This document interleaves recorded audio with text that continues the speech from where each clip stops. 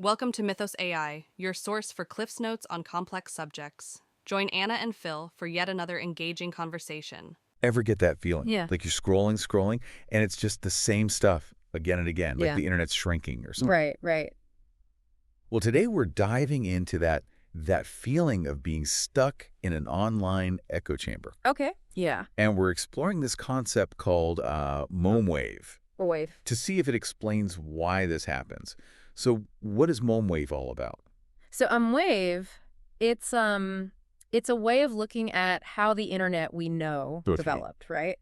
And the idea is the internet, as we use it anyway, it largely came from the US, like Silicon Valley especially. Right, of course. Yeah. That means it's been really shaped by, American culture, American values. So it's not just the tech itself, but like the values kind of baked in. Yeah, exactly. Like, think about it. It wasn't built in a vacuum, right? It was people, and they brought their own backgrounds, their assumptions, Sure. your way of seeing the world.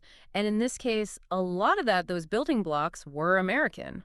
Okay, so how does that actually play out? Like, give me an example online where you'd see this M-wave in action. Well, look at social media, right? How these platforms are designed. Okay. This big emphasis on individual expression. Right, sharing your unique self. Yeah, That's good. exactly. And that's very American, It is, yeah. But that's not universal, is it? Right. So someone from a culture that's more about, say, collective harmony, right? Coming to that might find it strange. Jarring. Yeah. Or even like it clashes with their values somehow. I've never thought about it that way. Yeah. But it makes sense. Like, even how we present ourselves online can be shaped by this M-wave thing. Yeah, absolutely. And it gets deeper, too. Think about the algorithms. Right, algorithms. Yeah, that shape what we see, even what we don't see. They're designed with those same values baked in, too. Okay, algorithms. We hear that word all the time. But for those of us who, don't speak code, how do they actually work?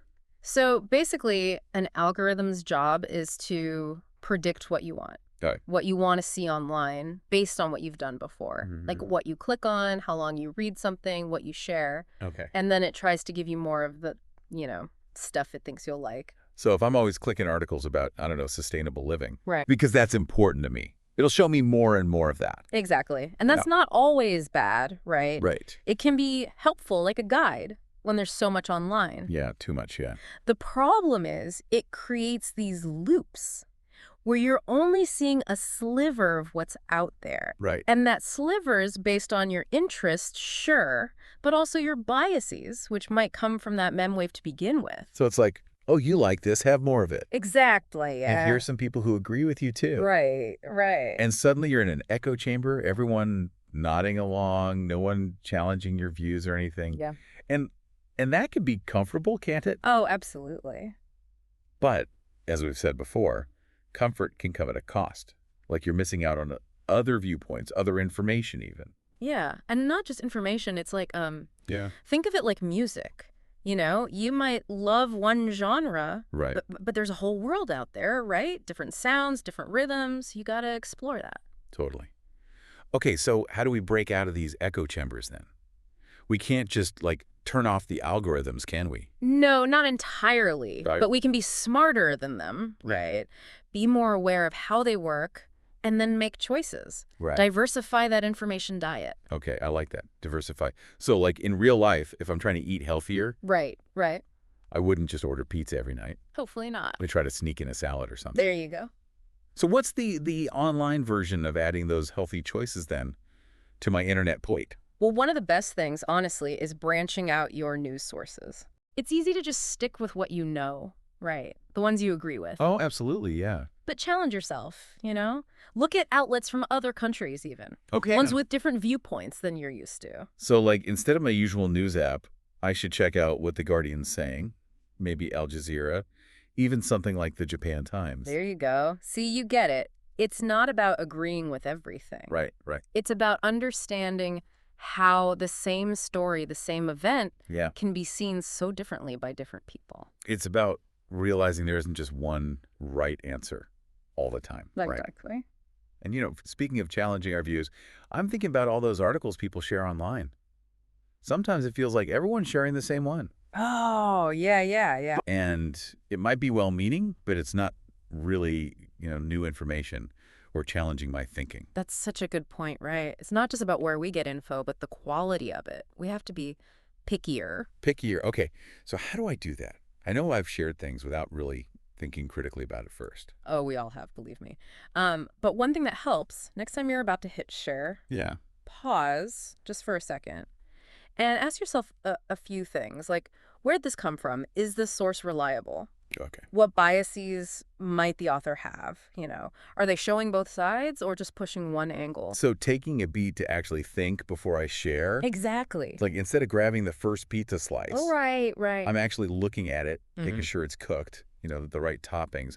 Do I even want this? Love that analogy. And building on that, those little like buttons, the recommendations popping up. Yeah. Helpful sometimes, but they feed into the echo chamber too, So even if I'm trying to see different stuff, the algorithm's like, nah, here's more of what we think you like already. Exactly. Like, oh, you like that one article about that one thing. Have a whole buffet of it. Even if some of it's, not as good. Right. Exactly. Like, the algorithm's not always the best judge of quality, is it? So what can you do then? Can you retrain it somehow to show you a wider range, even if it doesn't fit your usual interests? You can, actually. Remember those "why am I seeing this ad" things? Oh, yeah. Those little boxes that pop up. Honestly, I ignore them. I know, we all do. But they're telling. Those boxes, they give you clues on how the algorithm's profiling you. Profiling me. Okay. Like, it might say it's using your browsing history, which makes sense. Right. But also your location, things from your social media even. Oh, wow. All to target you with stuff. And sometimes those ads are so off, it's hilarious. It's like, I was looking up electric cars, now I'm getting baby strollers, I don't have kids. Right, that's the algorithm miscategorizing, you see. Okay. Maybe something you clicked ages ago, or a site that shares tracking data with a baby store. Sneaky. And the more you ignore it, the more it thinks it's got you figured out. So what do I do? Just give in to my fate as that person who gets those weird ads forever? No way. You have more power than you think, You're not just along for the ride online. You're in control. So it's not just me tweaking things on my end, but like how I act online actually matters in a bigger way. It does, yeah. Think about when you share something online. You're Yeah. not just sharing, you're kind of endorsing it, Right. Giving it your stamp of approval, amplifying that message to everyone who sees it. It's true. I never thought of it like that. It's like digital citizenship. Right. And that comes with responsibility, too. So it's not enough to just like avoid the bad stuff myself. I got to actually do something about it if I see it. Yeah. Like, if you see a post and it's just straight up misinformation or hate speech even, Yeah, right. don't just scroll past it. Report it, challenge it, use facts, or share something else, something different to balance it out. Even a comment, like just saying, hey, this doesn't seem right or something. Exactly. Even that can make a difference. Yeah. It's like if you saw someone littering in a park, right? You could ignore it or you could say something. Might be awkward, but you're taking care of your park, Taking responsibility, yeah. Exactly. And it's not just about calling out the bad stuff. It's about boosting the good, too. Oh, right. Okay. Share stuff that inspires you, that makes you think, that you learn from. Support the people making that good stuff, too. So I'm not only making my own online experience better, but like everyone else's too. Exactly. And here's something else to think about. Every click, every share, all adds up to this digital legacy you leave behind. Legacy, okay. Yeah, like imagine years from now, someone stumbles across your, online history. Oh, wow, yeah. What would it say about you? What do you want it to say? That's a good point. It's not just about me now. It's like shaping things for later on, too. Exactly. So next time you go to click or share, ask yourself, what kind of digital world am I building with this? What am I leaving behind? Wow. That's really something to think about. It is. It is. And I think it reminds us, for all the chaos online, it reflects us, our values, our choices, all of it. We're building it, aren't we? Every day. We are. One click, one share at a time. It's up to us what we want it to be. Well, that is a powerful thought to end on. Thank you so much for breaking all this down for us. My pleasure. Really enjoyed it. And to all of you listening, thanks for joining us for this deep dive into MomWave, echo chambers, and everything in between. Remember, be aware of what's shaping your online world. Be curious enough to look beyond your usual feeds, and be active in creating the kind of online experience you want to see. Until next time. Thanks for listening to Mythos AI. Stay tuned for more concise insights. And remember to hit the like button and subscribe for future episodes.